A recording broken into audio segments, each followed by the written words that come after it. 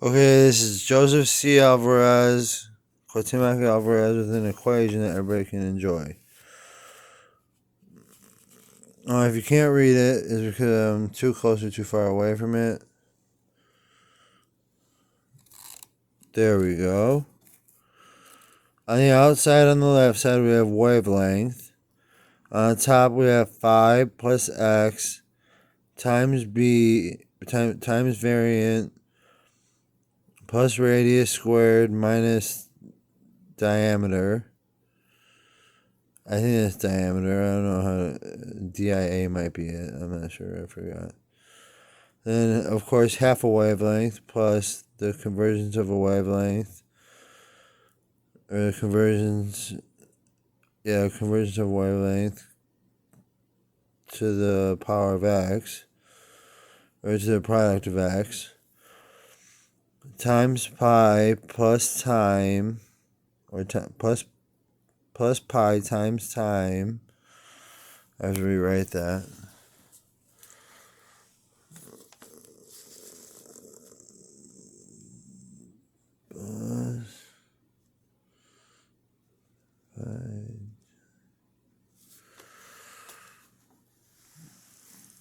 Plus pi times time minus kinetic energy plus mass over in the same square root area times 2 minus force plus phi, because I use that at the top, I can use it in the equation then too, divided by congruency of wavelength plus motion minus velocity. Under that is divergence of wavelength in congruence to the convergence of wavelength plus the derivative of time times space-time over the square root of pi times h bar plus wavelength as O2 divided by phi in equivalence to the positive end of momentum. And this is what I got out of it.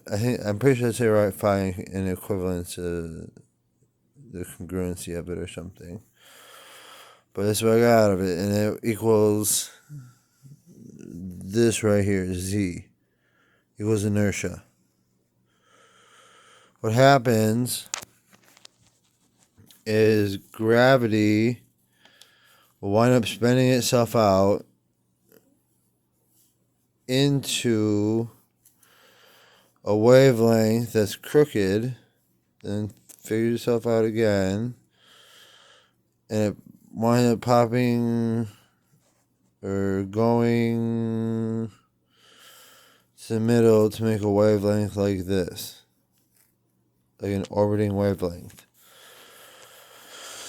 Then what happens after that is the force of all the stuff that happens goes away from the middle piece, even the bottom piece, and light will pop up around this whole area, around this whole area right here,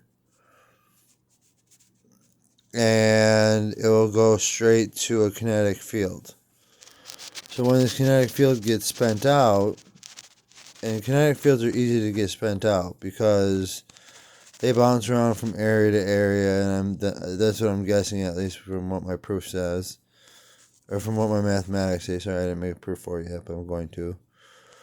And it states that there's angular momentum going right here to the same crooked area that I said was the wavelength. It's the same spot where there's wavelength, and it starts spinning right here and spinning and spinning and spinning, spinning that. Now that's a volume. This leads straight back to this volume. When that happens, the weight of gravity gets so strong that it spreads itself out across and around the whole area of an H bar that pops itself back in and out. It goes down to a point where it can be reached and expelled. So that's my interpretation of it. Here again is the equation. I hope you guys can understand what I wrote and why it's important to know, because I might be able to actually make some of the stuff that I'm trying to say is possible to use. But I mean, if you guys don't want me to, then you don't need me to. And if you don't think it should be right, then it shouldn't be right. So if you want to vote for me for the Nobel Physics Prize, not out of sympathy because my grandfather and my uncles died or anything like that, but I'd like to share this with you guys and then hopefully build up a company and make enough cars that have inevitable areas so that they don't have to mess up in a body shop and say that you died before it was too late for your life to live on. So, and even in airplanes too, I guess, if I can find out a way of doing that. But I thank you very much for taking your time and consideration into thinking this for any means necessary, and I would like to talk to someone about this in the future. Thank you and have a great day. By the way, that was the last equation I just made up. Okay, thank you.